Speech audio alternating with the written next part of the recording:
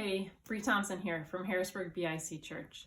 This week at HBIC, we looked at the hope of Christ coming in this week of Advent, as well as the hope that we have with us right now. We looked at the genealogy of Matthew in chapter 1. If you have not read that recently, I encourage you to find it and take some time to read through it. It's Matthew chapter 1, verses 1 through 17. What I'd like to look at specifically in that genealogy is Matthew's decision to include women.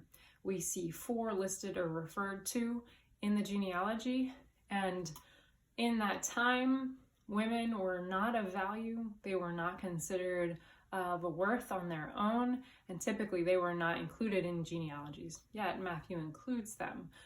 What I think is that points to the hope of Christ, the hope of justice in Christ, the hope of equality for all, everyone being used in the kingdom, gifts affirmed and acknowledged across the board.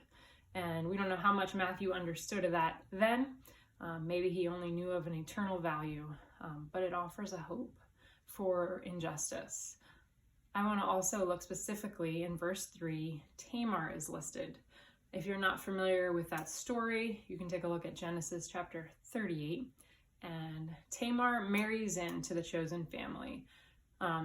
Jacob is ultimately named Israel. He's the father of the Israelites. His 4th son is Judah. And Tamar's story begins with Judah's sons. Tamar is married to his 1st son, and that son dies. Judah gives her his 2nd son. That son dies as well. At that point, Judah potentially is throwing his hands up and he casts her away. He casts her back to her family. He says, "You go home." He says, "I'll give you my 3rd son when he comes of age."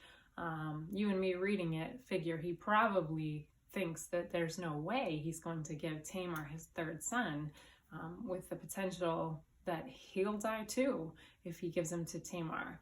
So Tamar is cast away, and a widow in that time has a really difficult social and economic situation.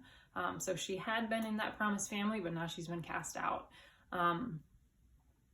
Judah's 3rd son grows up, and Judah does not give him to Tamar, and Tamar finds out a bit about it.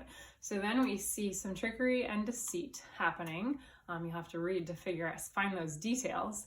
And then we see Judah's sin as well, and ultimately Tamar, though, is restored to her place back in that chosen family.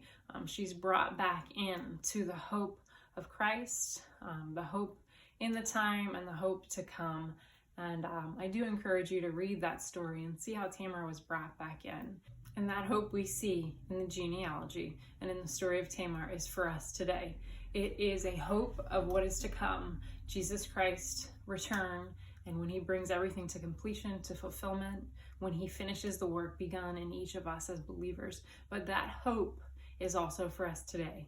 It is a hope that offers peace, that offers continued work of transformation, that offers us a chance to live in the power of the risen Christ and the victory of the risen Christ today.